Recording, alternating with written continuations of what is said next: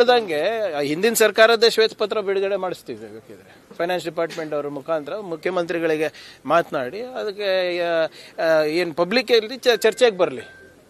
ಯಾರು KRID ಅಲ್ಲಿಂದ 1,000 ಕೋಟಿ ರೂಪಾಯಿ ಫೈನಾನ್ಸ್ ಡಿಪಾರ್ಟ್ಮೆಂಟ್ ವಿರೋಧ ಮಾಡಿದ್ರು, ಹೊಡೆದ್ರು, ಯಾರಿಗೆ ಎಷ್ಟು ಸಿಕ್ತು, ಏನು ಮಾಡಿದ್ರು, ಹೇಗಾಯಿತು, 100 ಯಾಕೆ ಹಾಸಿಗೆ ಇದ್ದಷ್ಟು ಕಾಲು ಚಾಚಿಲ್ಲ ಇವರು, ಯಾಕೆ ಇವ್ರು ಸಾಲ ಮಾಡಿ ತುಪ್ಪ ತಿಂದರು, ಅವೆಲ್ಲನೂ ಮಾಹಿತಿಯನ್ನು ಕೊಡ್ತೀವಿ.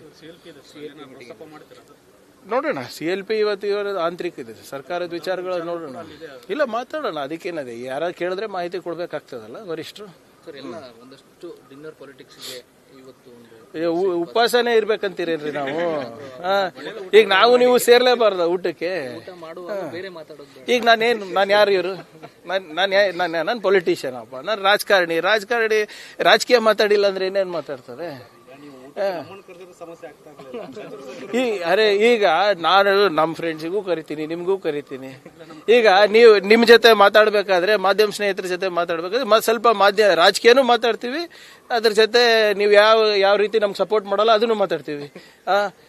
ನಾವು ಗುಲ್ಬರ್ಗದವ್ರು ಸೇರಿದಾಗ ಗುಲ್ಬರ್ಗದ ವಿಷಯಗಳು ಮಾತಾಡ್ತೀವಿ, ಕಲ್ಯಾಣ ಕರ್ನಾಟಕದವ್ರು ಸೇರಿದಾಗ ಕಲ್ಯಾಣ ಕರ್ನಾಟಕ ಮಾತಾಡ್ತೀವಿ, ಡೆಲ್ಲಿಯವ್ರ ಜೊತೆ ಸೇರಿದಾಗ ಡೆಲ್ಲಿ ವಿಷಯಗಳು ಮಾತಾಡ್ತೀವಿ. ಅದನ್ನೂ ಮಾತಾಡಬಾರ್ದು, ಊಟನೂ ಮಾಡಬಾರ್ದು ಅಂದ್ರೆ ಹೆಂಗೆ? ಆದ್ರೆ ಸೇರ್ಬಹುದು, ಊಟ ಮಾಡಬೇಡ್ರಿ ಅಂತನಾ? ಅದೇ ಇದೆಂತ ನಿರ್ಬಂಧ ಇವ್ರೆ ನಿಮ್ದು? ಸೇರಿ ಊಟ ಮಾಡಿ ನೆಕ್ಸ್ಟ್ ಮೆನುನು ನೀವೇ ಫಿಕ್ಸ್ ಮಾಡಿ ಹೇಳ್ತೀರಾ ನಮ್ಗೆ? ಇಲ್ಲ, ಬೇಡ ಅಂತ ಯಾರು ಹೇಳಿಲ್ಲ, ಬೇಡ ಅಂತ ಯಾರು ಹೇಳಿಲ್ಲ. ಎಲ್ಲಿ ಹೇಳಿದಾರೆ ಹೇಳಿ ಮಾಡಬೇಡಿ ಅಂತ? ನಾನು ಬರ್ತೀನಿ ಅಂತ ಹೇಳಿರೋದು.